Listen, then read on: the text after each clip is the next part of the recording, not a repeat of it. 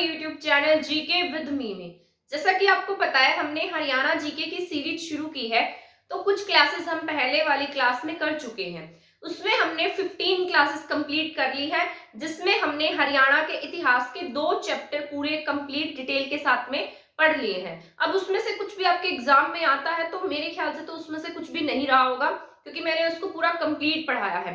तो आज की क्लास हमारी रहेगी, हमारा जो हरियाणा की हिस्ट्री का 3rd चैप्टर है वो आज स्टार्ट होगा, और ये हमारी क्लास नंबर 16th होगी। ठीक है, जो हरियाणा जीके की है। जिसने पहले वाली क्लासेस नहीं देखी है वो जाकर हमारे चैनल पर एक क्लासेस देख सकता है। ठीक है, मैं आज उसकी प्लेलिस्ट बना दूंगी जिसमें सभी जो 15 क्लासेस हैं हरियाणा की हिस्ट्री की वो उस प्लेलिस्ट में ऐड कर दूंगी। वैसे मैंने पहले भी बहुत सारी क्लासेस हरियाणा जीके की करा रखी हैं, अगर आपको वो देखनी है तो उसकी प्लेलिस्ट बनी हुई है, आप उसको देख सकते हैं। पर आज का जो हमारा मेन मोटिव है हमारी क्लास का वो है हरियाणा जो था वो बाद में, जब हमने हड़प्पा काल के बारे में पहले वाली क्लास में पढ़ लिया था, उसके बाद आज की क्लास में हम जानेंगे वैदिक सभ्यता के बारे में। हरियाणा में वैदिक सभ्यता कहां कहां पर विकसित हुई और वैदिक काल में हरियाणा कैसा था। ठीक है, तो उस सब के बारे में जो हमारी आज की क्लास रहेगी। जैसा कि आप पहले वाली क्लासेस में पढ़ चुके हैं, सबसे पहले हमारे यहाँ पर पाषाण काल हुआ था। जो मानव था वो कैसा था पाषाण काल में, एकदम आदि मानव जैसा था। इसके भी हमने 3 पार्ट्स पढ़े थे, जिसमें से हमने पढ़ा था पूरा पाषाण काल। पूरा पाषाण के बाद हमने पढ़ा था पूरा पाषाण में जो मानव था वो बिल्कुल आदि मानव की तरह जीवन व्यतीत करता था। इसके बाद सेकंड जो इसका था वो मध्य पाषाण काल था। इसमें हम जान चुके थे कि यहाँ तक आते आते जो आदि मानव था वो थोड़ा थोड़ा इंसानों जैसा हो गया था। यहाँ पर उसने कुत्ते को पालतू बनाया था। ठीक है, और आग भी इसने यहाँ पर जलानी सीख ली थी, प्रतिदिन आग जलाता था। इसके बाद नव पाषाण काल में इसने जीव जंतुओं को क्या बनाया, पालतू बनाया, कृषि करने लगा, समाज में रहने लगा। तो यहाँ तक आते आते उसके जीवन में कुछ कुछ सुधार हमने देखे थे। इसके बाद एक और टाइम पीरियड था जिसको हमने ताम्रपाषाण काल कहा। ठीक है, ताम्रपाषाण में अब इसने धातु की खोज कर ली थी। यहाँ इस काल में ये पत्थरों तक ही सीमित था, लेकिन ताम्रपाषाण में इसने तांबे की खोज कर ली थी। और इन दोनों के बीच में आपके यहाँ पर एक सभ्यता विकसित हो रही थी, जिसके बारे में हमने पढ़ा था, जिसे हमने क्या नाम दिया था, सीसवाल सभ्यता नाम दिया था। ठीक है, और आप मुझे बताएंगे सीसवाल सभ्यता का टाइम पीरियड कितना पढ़ा था हमने, 4600 ईसा पूर्व से 3800 ईसा पूर्व के आसपास आपके हरियाणा की जो सीसवाल सभ्यता थी वो पनपी थी। तो यहाँ तक हम जान चुके थे, सीसवाल सभ्यता के बारे में पढ़ चुके थे।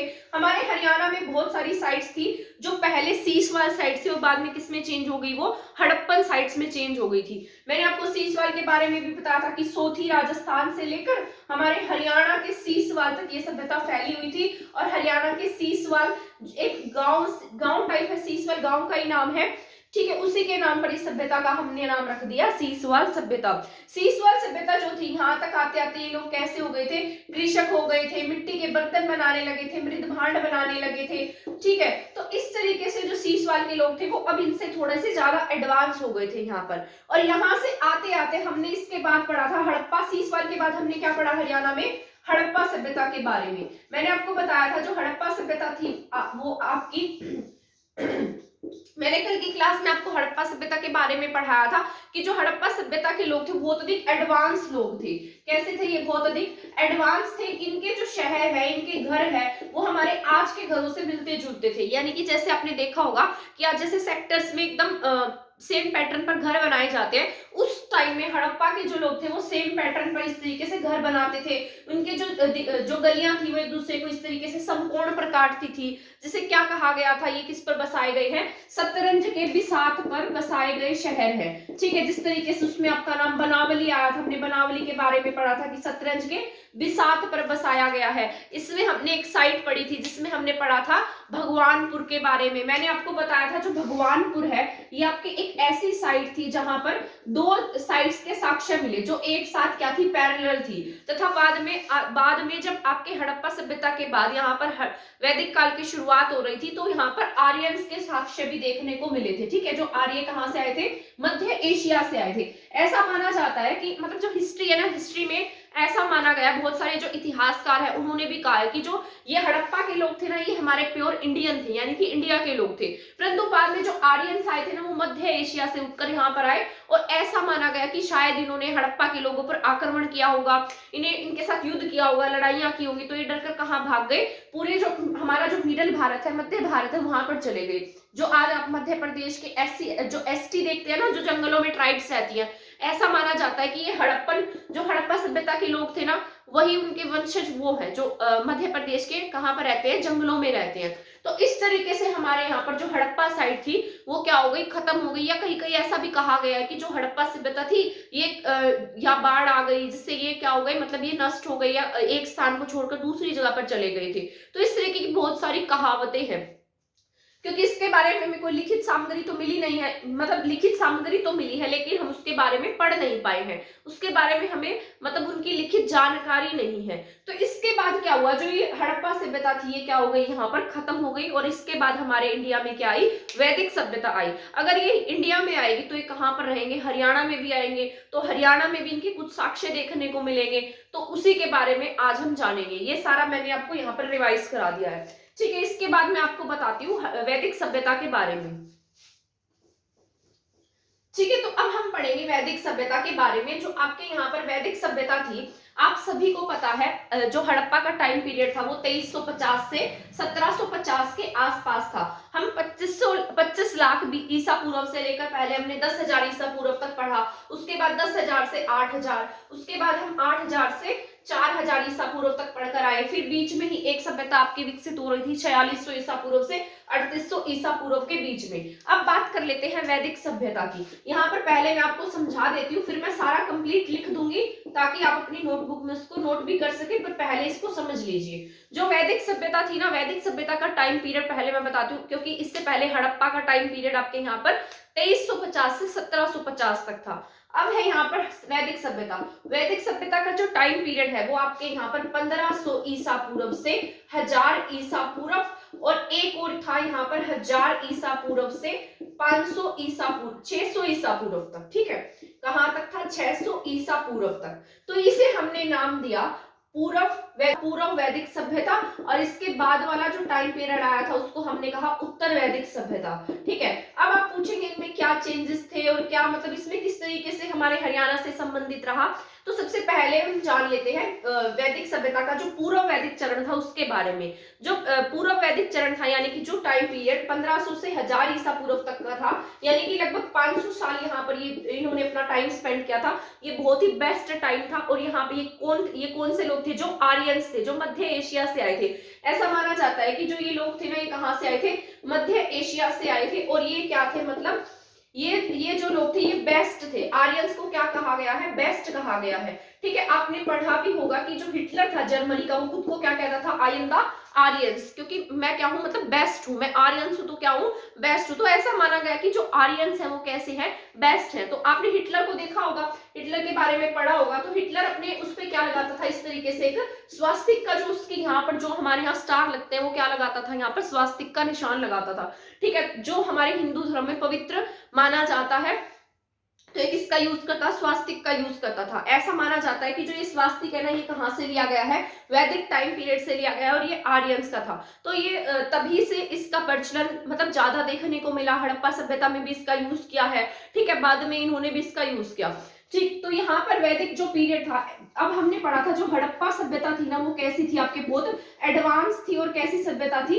नगरीय सभ्यता थी। लेकिन जो ये वैदिक सभ्यता थी ना, ये आपकी कैसी सभ्यता होगी, ग्रामीण सभ्यता थी। कैसी थी, ग्रामीण। अब आप देखिए, आपने यहाँ पर सारा का सारा एडवांसमेंट पढ़ा, यानी कि जितनी भी प्रोग्रेस हुई उस सब के बारे में पढ़ा था, कि कैसे पहले ये आदि मानव था, आदि मानव से इंसान बना, फिर ये कृषि करने लगा, पशुपालन करने लगा, स्थायी जीवन जीने लगा, उसके बाद में हड़प्पा सभ्यता नगरीय सभ्यता हो गई। मतलब हर फेजेस में क्या होता जा रहा था, इसका विकास होता जा रहा था। लेकिन जो वैदिक पीरियड है ना, वैदिक पीरियड में जो ये सभ्यता थी कैसी हो गई थी, ग्रामीण हो गई थी। मतलब ये थोड़ा यहाँ पर क्या हुआ था, इसका मतलब ये थोड़ी निचले स्तर पर आ गई थी। शहर से किसकी तरफ आ गई, ये ग्रामीण की तरफ आ गए थे। और ये जो लोग थे ना, ये कैसे रहते थे, कबीले में रहते थे। मतलब इनका जो जीवन था ना वो स्थायी नहीं था।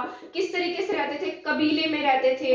कबीला क्या होता है, एक टाइप का ग्रुप होता है जहां पर मतलब ये क्या करते हैं, कुछ कबीले में रहते और फिर उस कबीले से उठकर थोड़े आगे जाकर रहने लगते, ठीक है। और ये कैसे रहते थे, घास फूस की जो भी झोपड़ियां होती है वो बना लेते थे, थोड़ा टाइम वहां स्पेंड करते, फिर मान लो यहाँ पर उनकी खेती समाप्त हो जाती है, खाना पीना समाप्त हो जाता, तो उठकर आगे चले जाते थे। तो इस तरीके से कैसा जीवन जी रहे थे, ये अस्थायी जीवन था इनका, ठीक है। और ये यहाँ पर जो इनकी स्थिति है, मतलब जो लोग थे वो कैसे थे, वर्ण व्यवस्था पर आधारित नहीं थे, कर्म पर आधारित थे। यानी कि जो भी इंसान कोई भी काम करना चाहे वो उस समय में कर सकता था। जातिवाद की भावना यहाँ पर नहीं थी। जैसे 4 वर्णों में बांटा गया था ना, वैदिक पीरियड में कितने भागों में बांटा गया, इसको 4 भागों में बांटा गया था। तो पूरा वैदिक जो पीरियड था ना वो बेस्ट पीरियड था, ठीक है। इसी में क्या हुआ था, मतलब जो महर्षि वेद व्यास थे, यहाँ पर लोग, यहाँ पर जो भी ऋषि मुनि हुए उन्होंने क्या लिखे थे, जैसे छाल का एक पेड़ होता है छाल, ठीक है, उसकी जो छाल होती है, मतलब उसकी जो भी जैसे पेड़ होता है, पेड़ की कोई भी छाल उतारी और उसके ऊपर क्या लिखते हैं, ये कुछ कुछ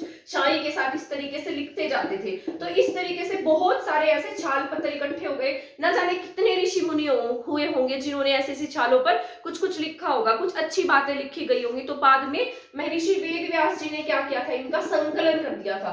तो वेदों का संकलन का श्रेय किसे दिया गया, हमने किसे दिया है, महर्षि वेद व्यास जी को दिया है। तो 1500 से 1000 बीसी के आसपास यहाँ पर बहुत ज्यादा पुस्तकों के साक्ष्य या फिर कुछ भी लिखावट के साक्ष्य नहीं मिले।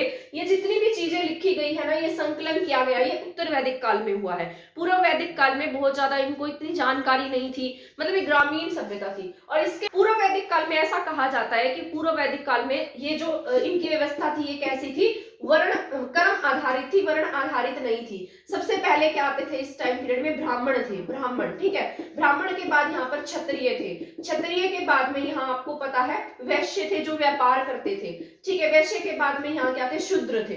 तो आप सभी जिसने भी हिस्ट्री पढ़ी होगी, प्राचीन भारत पढ़ा होगा, उसके बारे में जरूर पढ़ा होगा। अब आप पूछेंगे मैं इसके बारे में क्यों बता रही हूँ, क्योंकि ये आपके हरियाणा से रिलेटेड है, इसलिए आपकी समझ भी बन जाएगी। जब आप उसको पढ़ेंगे तो आप इसको आसानी से पढ़ सकेंगे, और आपको जो हिस्ट्री है, इंडियन हिस्ट्री है, उसमें उसके पॉइंट्स भी यहाँ पर सीखने को मिलेंगे, ठीक है। तो यहाँ पर ब्राह्मण थे, क्षत्रिय थे, वैश्य और शूद्र थे। ये क्या थे, मतलब ये कर्म पर आधारित थे, यानी कि जो भी कोई काम करना चाहता, जो किसी काम में बेस्ट होता, वो कोई भी काम कर सकता है, ठीक है। जिस तरीके से कोई शूद्र है वो क्या किसका काम कर सकता था, ब्राह्मण का, वैश्य ब्राह्मण का काम कर सकता था, क्षत्रिय वैश्य का काम कर सकता था, ब्राह्मण वैश्य का काम कर सकता था, क्षत्रिय शूद्रों का काम कर सकता था। तो ये किस पर आधारित थे, कर्म पर आधारित थे। ये वर्ण व्यवस्था पर यानी कि जातिवाद पर, यानी कि जो भी बाद में वर्ण व्यवस्था पर आधारित नहीं थे, यानी कि ब्राह्मण का बेटा ही ब्राह्मण होगा ऐसा इस टाइम में नहीं था। कौन से टाइम की बात कर रही हूं मैं, पूर्व वैदिक की। जब ये कौन सा टाइम पीरियड था आपके 1500 से 1000 ईसा पूर्व का, ठीक है। अब इसके बाद कैसे चेंजेस आए, जैसे भी मान लो ये कहां पर एक्टिव थे, ये आपको मैंने बताया था सिंधु सभ्यता, यानी कि सिंधु नदी के आसपास, सरस्वती नदी के आसपास ये मतलब रहते थे, ठीक है। तो यहां से जिस तरीके से यमुना के आसपास रहते, हरियाणा में रहते थे, जैसे दिल्ली, हरियाणा, हरियाणा के साथ साथ ये आपके राजस्थान, यहाँ पर ज्यादा रहते थे। पर जैसे जैसे ये क्या हुआ, मतलब ये अपना टेरिटरी बढ़ाने के लिए जैसे ये आगे बढ़ने लगे, मतलब जैसे अब इनको खाने की जरूरत होगी, कृषि करने की जरूरत होगी, अब इनका समाज बढ़ेगा, तो जैसे जैसे इनकी जनसंख्या बढ़ने लगी या इनके रिसोर्सेस कम होने लगे, तो क्या किया इन्होंने, ये हरियाणा राजस्थान से आगे की तरफ बढ़ते गए और ये यूपी के एरिया में आ गए, ठीक है। और बढ़ते बढ़ते कहाँ आने लगे, यूपी के पास आने लगे। और यूपी में इन्होंने मतलब यहाँ पर क्या थे, जंगल ही जंगल थे, क्योंकि उस टाइम में जनसंख्या तो इतनी ज्यादा नहीं थी कि हर एरिया में लोग रहते, कुछ कुछ एरिया में रहते थे और वो भी कबीलों में रहते थे। तो ये आगे की तरफ इस तरीके से कहाँ बढ़ने लगे, यूपी के पास आने लगे। यूपी में आए तो इन्होंने देखा कि यहाँ पर क्या है, घने जंगल ही जंगल है, और यहाँ पर किसका मैदान था, गंगा का मैदान था। तो यहाँ की भूमि कैसी थी, बहुत अधिक उपजाऊ थी, मिट्टी कैसी थी, जलोढ़ मिट्टी थी। तो इन्होंने पाया कि यहाँ पर कृषि करना क्या होगा, बहुत अधिक आसान होगा। तो यहाँ पर इनको क्या दिखाई दिया, जंगल ही जंगल दिखाई दिए। तो इन्होंने सोचा कि क्यों ना जंगलों को साफ किया जाए। जब ये इन जंगलों में आए तो इन्होंने किसकी खोज की, इन्हें क्या दिखाई दिया, यहाँ पर अब इनकी जो लाइफ है ना, वहां पर अब इनकी लाइफ में क्या होंगे, यहाँ पर चेंजेस होंगे, ठीक है। अब इनकी जो पूरी की पूरी लाइफ बदल जाएगी, जिससे आगे आने वाले समय में स्त्रियों की दशा, स्त्रियों के साथ साथ शूद्रों की दशा पर बहुत अधिक प्रभाव पड़ेगा। ये टेरिटरी बढ़ाने लगेंगे। तो यहाँ पर क्या हुआ, यहाँ पर ये जंगल ही जंगल थे इस एरिया में। तो इन्होंने सोचा कि ये जंगल में जब आए तो यहाँ पर इन्हें क्या प्राप्त हुआ, एक जगह थी यूपी का अजंती खेड़ा।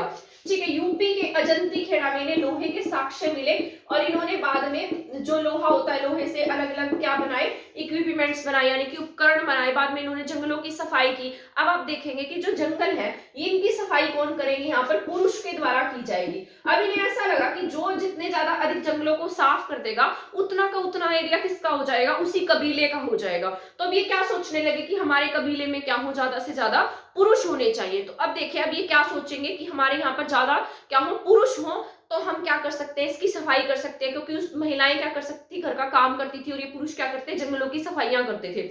तो इस टाइम में अब इनके मन में क्या आएगा कि जितने जिस कबीले में क्या होंगे, पुरुष होंगे, उनका कबीले की टेरिटरी क्या होगी, उतनी ही ज्यादा होगी। तो अब ये अपनी टेरिटरी यानी कि एरिया बढ़ाने पर काम करने लगे। और अब ये जब पुत्र की प्राप्ति होती है, यानी कि पुत्र जन्म होता, तो उसे क्या मानने लगे थे, खुशी मनाने लगे। और पुत्री के जन्म पर यहाँ पर क्या करने लगे थे, ये दुख का मतलब दुख मनाने लगे थे। तो यहीं से स्त्रियों की जो स्थिति है वो बिगड़ने लगी थी। तो अब यहाँ से जो लोहा है, लोहे के आविष्कार ने क्या कर दिया, इनकी स्थिति को बेकार कर दिया था। ठीक है, आपने पढ़ा होगा जो वैदिक सभ्यता थी ना, मैंने बताना भूल गई थी, जो पूर्व वैदिक सभ्यता थी वहां पर महिलाओं की स्थिति बहुत अच्छी थी। उस टाइम पीरियड में अपाला, मुद्रा, घोषा ऐसी बहुत अधिक विदुषी हुई थी, यानी कि जो विद्वान थी, ठीक है, जो बहुत अच्छे क्या कर सकती थी, एक तरीके से वाद विवाद कर सकती थी, ऋषि मुनियों को भी पीछे छोड़ देती थी, इतनी ज्ञाता थी। ठीक है, इस टाइम पीरियड तक आते आते महिलाओं की स्थिति बहुत अधिक बदतर हो गई थी, क्योंकि इस टाइम पर जो ये टेरिटरी बढ़ाने का लोहा है और टेरिटरी बढ़ाने का जो लालच इन लोगों के मन में आ गया था, इसलिए पुत्र प्राप्ति को ये खुशी मानने लगे, और जो पुत्री का जन्म होता था उसको ये बेकार मानने लगे थे। इसके साथ साथ अब ये बात करते हैं शूद्रों की स्थिति जो थी इस टाइम पीरियड में, वो दयनीय कैसे हो गई। अब ये जो टाइम पीरियड था ना यहाँ पर जो एरिया बढ़ाने का, तो अब ये राजा क्या सोचेगा, यहाँ पर जो भी कबीले का सरदार होगा वो क्या सोचेगा कि जो ये टेरिटरी है, अब इस टेरिटरी का मालिक कौन हो, मेरा बेटा हो, दूसरे का बेटा क्यों बने, मैं क्यों किसी शूद्र या किसी ब्राह्मण या किसी वैश्य को ये जमीन दूं। ठीक है, तो अब यहाँ पर जो क्षत्रिय होगा उसके मन में क्या होगा, जो भी कबीले का सरदार होगा, जो लड़ाइयां लड़ेगा, उसके मन में इस टेरिटरी को लेकर क्या होगा, लालच आ जाएगा, और वो सोचेगा कि मेरा बेटा ही क्या बनेगा, इस टेरिटरी का मालिक बन जाए। ठीक है, तो अब यहाँ से वर्ण व्यवस्था शुरू होगी, और यहाँ पर इन लोगों ने क्या किया, अपने अपने कामों को बांट लिया। ठीक है, अब यहाँ पर जो ब्राह्मण है ना, ब्राह्मण कहेगा कि जो पढ़ाने का काम है, जो शिक्षा देने का काम है, वो सिर्फ मैं करूंगा और मेरा बेटा करेगा, और कोई भी इंसान, ना तो क्षत्रिय, ना शूद्र, ना वैश्य, इन तीनों में से कोई भी ब्राह्मण का काम अब नहीं करेगा। पहले आपने क्या पढ़ा था कि वहां पर जिसका भी मन करता था वो कोई भी काम कर सकता है, और ये जातिवाद आज भी आप लोगों के दिमाग में मतलब महसूस कर सकते हैं, देख सकते हैं, हर एरिया में आपको जातिवाद का मामला देखने को मिल जाएगा। तो आज ये जो ब्राह्मण है, ठीक है, तो इन्होंने क्या कहा कि मेरा बेटा ही क्या होगा, ब्राह्मण होगा, और वही क्या करेगा, शिक्षा देने का काम करेगा। यानी कि जो भी राजाओं के बेटों को शिक्षा दी जाती थी वो सभी काम किसके द्वारा होता था, ब्राह्मणों के द्वारा होता था। जितने भी यज्ञ किए जाते थे, राजसूय यज्ञ, अश्वमेध यज्ञ, जितने भी यज्ञ होंगे वो सभी कौन करेंगे, ब्राह्मण करेंगे। और ये यज्ञ कौन करवाता था, क्षत्रिय करवाते थे। इनके एरिया में क्या आता था, इनके पास क्या आता था, एरिया, टेरिटरी, राज। ठीक है, ये सब किसका काम हो गया, क्षत्रियों का काम हुआ। क्षत्रिय के बाद में वैश्य आए। अब वैश्य क्या करते थे, व्यापार करते थे, ये बहुत अमीर लोग थे। जिस तरीके से अब मान लो जो राजा है वो तो खुद से तो रथ नहीं बनाएगा, खुद से तो गद्दा तलवारें ये सब नहीं बनाएगा, तो ये सब बनाने का काम किसका था, वैश्यों का था। ये क्या करने लगे, एक तरीके का व्यापार करने लगे। अब इन तीनों की स्थिति तो यहाँ पर बहुत बेहतर हो गई थी, लेकिन जो शूद्र थे, शूद्रों की स्थिति यहाँ पर बहुत दयनीय हो गई। ठीक है, इनको क्या माना जाने लगा, इनके द्वारा नीचा माना जाने लगा। और इस टाइम पीरियड में इन्हें शूद्रों को प्लस महिलाओं को ना तो वेदों को पढ़ने की अनुमति थी, ना उसे सुनने की अनुमति थी। ऐसा माना जाता था कि अगर कोई शूद्र या महिला गलती से किसी भी वेद को सुन लेती थी, या फिर किसी का मन करता वेदों के बारे में पढ़ने का, तो इनके जो कान होते हैं ना, उसमें लोहे को पिघलाकर उनके कानों में डालकर इनको बहरा कर दिया जाता था। मतलब इतनी दयनीय दशा थी उस टाइम में शूद्रों की और महिलाओं की। तो यहाँ से जो महिलाओं की स्थिति है वो आगे चलते चलते बहुत ही दयनीय होने लगी। आगे आपने पढ़ा होगा जब गुप्त काल आएगा तो गुप्त काल में एक एरण अभिलेख मिलेगा जिसमें सती प्रथा के साक्ष्य भी मिलेंगे। तो उसके बाद तो आपके 1947 तक आपने देखा होगा कि महिलाओं की स्थिति के लिए बहुत अधिक कोई काम नहीं किया गया, कुछ कुछ इंप्रूवमेंट की गई। तो आज जाकर हमारी जो स्थिति है वो ठीक हुई है। आज शूद्र भी पढ़ सकते हैं, महिलाएं भी पढ़ सकती है, कोई भी पढ़ सकता है। तो उस टाइम पीरियड में क्या था, इनको वेद पढ़ने की भी अनुमति नहीं थी। तो इस तरीके से क्या हुआ, पूरा का पूरा वैदिक पीरियड में क्या हुए, चेंजेस हुए। तो यहाँ पर हमने जाना ये उत्तर वैदिक टाइम पीरियड पीरियड था जिसका टाइम पीरियड 1000 से 600 बीसी के आसपास रहा था। इसी के बीच में आपके हरियाणा में एक युद्ध लड़ा गया था जिसका क्या नाम था, महाभारत का युद्ध, ठीक है, जो आपके यहाँ पर 900 ईसा पूर्व के आसपास लड़ा गया था। अब आप पूछेंगे कि यहाँ पर जो युद्ध है इसके क्या कारण बने, तो अब आप यहाँ पर समझ गए होंगे, आपकी इतनी समझ यहाँ पर बन गई होगी कि हरियाणा में जो कुरुक्षेत्र का युद्ध है उसकी अब क्या भूमिका रहेगी। अब आप इसको अच्छे से रिलेट कर पाएंगे, ठीक है। यहाँ तक आते आते ये जो विवाद हुआ था ना, 4 एरिया को लेकर हुआ था, जिसमें से जैसे इंद्रप्रस्थ, सोनप्रस्थ, पर्णप्रस्थ और एक बागपत था जो आपके यूपी में है, ठीक है। तो इस तरीके के 4 एरिया थे, इन 4 एरिया को लेकर ही जो कुरुक्षेत्र का युद्ध है वो हुआ था। अगर आप मान लीजिए लोहे का आविष्कार नहीं हुआ होता तो आपके यहाँ पर महाभारत का युद्ध भी नहीं लड़ा जाता, क्योंकि ऐसे उनके पास इतने बड़े बड़े लोहे के वो रथ नहीं होते, साथ में गद्दा नहीं होती, तलवारें नहीं होते, तीर नहीं होते, तो किस प्रकार से इतना युद्ध लड़ पाते। तो महाभारत के युद्ध में जो मेन भूमिका निभाई वो लोहे के आविष्कार ने भी निभाई, जिसका जो कब हुआ 900 बीसी में लड़ा गया था, 900 ईस्वी के आसपास लड़ा गया, ठीक है। तो आपके यहाँ पर जो कुरुक्षेत्र का युद्ध है वो कब हुआ, 900 ईसा पूर्व। इसकी शुरुआत कैसे हुई थी, यानी कि इससे पहले हमारे इंडिया में क्या क्या घटित हुआ। जैसे आपके हरियाणा है, ऐसा माना जाता है कि जो मनु था, हिंदू धर्म में ऐसा माना जाता है कि मनु जो है ना वो सबसे पहला इंसान हुआ था, ठीक है। सबसे पहला कौन था, मनु था, और मनु के 4 पुत्र थे, जिनमें से 2 का संबंध जो है वो हमारे हरियाणा से था। इसीलिए आगे चलकर जो ये टाइम पीरियड हुआ, यानी कि कुरुक्षेत्र का युद्ध, आगे इनका जो टाइम पीरियड आया, तो सबसे पहले कौन था, पहला इंसान था मनु। मनु के 4 बेटे थे, जिसमें से सुदुमन और शरियाती, ये 2 ही हमें याद रखने हैं, क्योंकि इनका संबंध किससे था, हमारे हरियाणा से था, ठीक है। मैं इसको इरेज कर देती हूँ। हरियाणा में सुदुमन, जैसे मनु के 4 पुत्र हुए, जिसमें से कौन थे, सुदुमन था एक, क्या नाम था इसका, सुदुमन। सुदुमन के साथ साथ था शरियाती, शरियाती के साथ में था, इसमें शरियाती के साथ था इसका एक बेटा इक्ष्वाकु, ठीक है। इक्ष्वाकु के साथ था परशु, ठीक है। तो ये किसके बेटे थे, ये मनु के पुत्र थे, और मनु क्या था, हिंदू धर्म के अनुसार पहला इंसान था, या पहला मानव कह सकते हैं। तो जो सुदुमन और शरियाती है, इनका संबंध हमारे हरियाणा से किस प्रकार था, क्योंकि जो सुदुमन है ना, इसकी जो टेरिटरी थी वो आपके यमुना नदी, यमुना और सरस्वती के आसपास ये रहता था, ठीक है। किसके आसपास था, सरस्वती नदी या यमुना नदी के आसपास था। और जो शरियाती था, इसका जो टेरिटरी थी वो दक्षिण हरियाणा था, ठीक है। जैसे अपना नारनौल है, महेंद्रगढ़ है, और राजस्थान के एरिया में ये ज्यादा एक्टिव था, कौन, शरियाती। सुदुमन और शरियाती का संबंध हमारे हरियाणा से माना गया। और आगे चलकर के पुत्र, 2 पुत्र थे, एक सुदुमन और एक शरियाती। सुदुमन जो था ना वो अंबाला कुरुक्षेत्र की तरफ ज्यादा एक्टिव था, और शरियाती आपके नारनौल महेंद्रगढ़ की तरफ था। इसने अपनी राजधानी भी नारनौल महेंद्रगढ़ को बना रखी थी। बाद में ऐसे इनके और वंश जाते गए जो हरियाणा में एक्टिव हुए। इसके बाद आपके हरियाणा पर अधिकार हुआ भरतवंशी। कौन था भरतवंशी, जिसका ये किसका बेटा था, शकुंतला का बेटा था, जिसका नाम क्या था, भरत, जिसके नाम पर आपके भारत का नाम क्या रखा गया, भारत रखा गया। ये दासराग्य युद्ध भी आपके यहाँ पर फेमस है, जो इसमें 7वें मंडल में बताया गया है, ठीक है। यहाँ पर क्या हुआ था, दासराग्य युद्ध। दासराग्य युद्ध किसके बीच में हुआ था, सुदास और 10 और ऐसे लोग थे, जिसमें से 5 आर्य थे और 5 कौन थे, अनार्य थे। अब ये युद्ध क्यों लड़ा गया था, क्योंकि इस युद्ध में जो सुदास थे ना, सुदास के जो पहले गुरु थे वो विश्वामित्र थे, और सुदास ने क्या किया, अपने गुरु को रिप्लेस करके यहाँ पर किसे ले आया, गुरु वशिष्ठ को ले आया, जिसकी वजह से इनके बीच में क्या हो गया, विवाद हो गया। और जो गुरु विश्वामित्र थे ना, वो किसे लेकर आए, 5 आर्यों और अनार्यों को लेकर आए थे, जिससे इन दोनों के बीच में युद्ध लड़ा गया। वो युद्ध कहाँ पर हुआ, पुरुषणी नदी के किनारे हुआ। पुरुषणी जो आज आपकी रावी नदी है, ठीक है। तो यहाँ पर ये युद्ध लड़ा गया था सुदास, ठीक है। सुदास क्या हुआ, इसमें जीत गया, और ये सभी क्या हो गए, इसमें हार गए थे। तो इसका जो वर्णन है वो किसने किया है, महर्षि वशिष्ठ ने किया है। विश्वामित्र ने तो ये युद्ध कराया था, पर ये किसमें हुआ, महर्षि वशिष्ठ, ठीक है। महर्षि वशिष्ठ ने इसका वर्णन किया था। और कौन सा मंडल लिखा है इसके लिए, 7वां मंडल लिखा गया है। तो ये इंपॉर्टेंट है आपका, मैंने आपको बता दिया है। था ना, ऐसा माना जाता है कि सुदास तुत्सु वंश का था। यहाँ पर 4 वंश हुए, जिसमें से तुत्सु वंश हुआ, कुरु वंश हुआ, पांचाल हुए। तुत्सु के साथ में कुरु वंश था, कुरु के साथ में आपके यहाँ पर जैसे कुरु के साथ आपके यहाँ गंधार था, ठीक है, और पांचाल थे। तो इस तरीके से अलग अलग एरिया में, अलग अलग टेरिटरी में ये क्या रहते थे, जो मतलब जिस तरीके से ये वंश रहते थे। सुदास के बाद में जो तुत्सु वंश है ये क्या होने लगा, समाप्त होने लगा, और इसके बाद में हमारे यहाँ क्या आया, कुरुवंश आया। कुरुवंश वही वंश है जो आगे चलकर पांडव और धृतराष्ट्र, पांडव बनेंगे, कौरव बनेंगे, तो आगे जाकर कुरुक्षेत्र की लड़ाई होगी। तो ये सभी जितने भी पॉइंट्स है ना, आज की क्लास में हमने इतने पॉइंट्स जान लिए हैं, और नेक्स्ट क्लास में मैं आपको बताऊंगी किस तरीके से कुरुक्षेत्र बना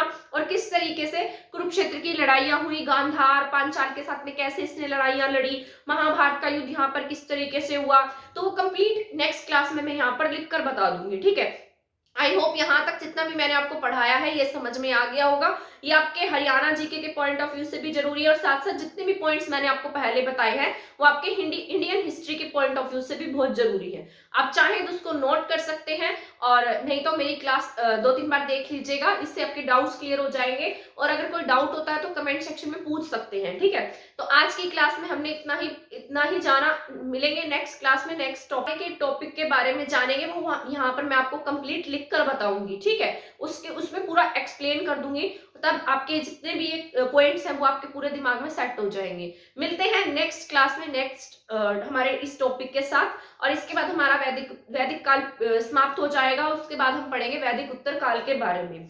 अगर आपको लगता है क्लास किसी के लिए हेल्पफुल हो सकती है तो इसको शेयर कर दीजिएगा। अगर आपने हमारा चैनल सब्सक्राइब नहीं किया है तो आप हमारा चैनल सब्सक्राइब कर दीजिएगा।